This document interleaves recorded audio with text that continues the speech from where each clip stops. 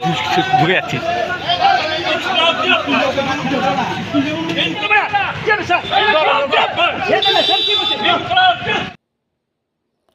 বন্ধের সনে কালিয়াগঞ্জের রাস্তায় নেমে সরকারি বাস আটকে বাম কর্মীরা বিক্ষোভ দেখালে সেখানে বন্ধের বিরোধিতায় তৃণমূল শ্রমিক সংগঠন এলে দুই রাজনৈতিক দলের মধ্যে উত্তেজনা ছড়ায়। পরে পুলিশের হস্তক্ষেপে পরিস্থিতি স্বাভাবিক হয়। এদিন দুই বাম কর্মীদের আটক করে পুলিশ। কেন্দ্রের শ্রম আইনে বিরোধিতায় দেশের 10টি ট্রেড ইউনিয়নের ডাকে 12 ঘন্টা ভারতব্যাপী ধর্মঘট শুরু হয়েছে সকাল 6টা থেকে। এদিন সকাল থেকে বন্ধ সফল করতে বাম কর্মীরা রাস্তায় নেমেছে। অপরদিকে বন্ধ বিরোধিতায় তৃণমূল শ্রমিক সংগঠন রাস্তায় নেমেছে কালিয়াগঞ্জে। এদিন বন্ধ সফল করতে এবং বন্ধ বিরোধিতা তৃণমূল কর্মীদের সঙ্গে এক প্রকার বচসায় বেঁধে যায় কালিয়াগঞ্জের সুকান্ত মোড় এলাকায়।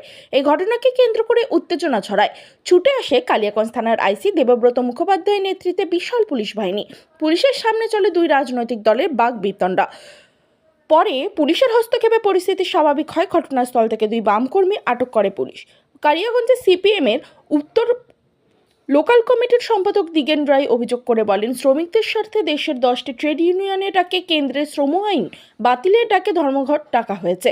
সকাল থেকে শান্তিপূর্ণভাবে বন্ধ হচ্ছে, কিন্তু দেখা যাচ্ছে শ্রমিকদের বিরোধিতায় তৃণমূলের শ্রমিক সংগঠন রাস্তায় নেমে বন্ধ পালন করতে বাধা দিচ্ছে। এখান থেকে স্পষ্ট বিজেপি ও তৃণমূল এক রাজ্যে সাধারণ মানুষদের বোকা বানাতে বিরোধিতা করে। অপরদিকে আইএনটিটি ইউসির জেলা সভাপতি রামদেব সাহানি সমস্ত অভিযোগ ভিত্তিহীন বলে দাবি করেন। তিনি বলেন, বন্ধ হলো সর্বনাশা, এতে করে সাধারণ মানুষ থেকে শুরু করে শ্রমজীবী মানুষের ক্ষতি, যা আমাদের মুখ্যমন্ত্রী করতে চায় না। তাই আমরা সকাল থেকে জেলা জুড়ে সর্বনাশা বন্ধের প্রতিবাদের রাস্তায় নেমেছি, যেন অন্য দিনের মতো আজ স্বাভাবিক থাকে সবকিছুই।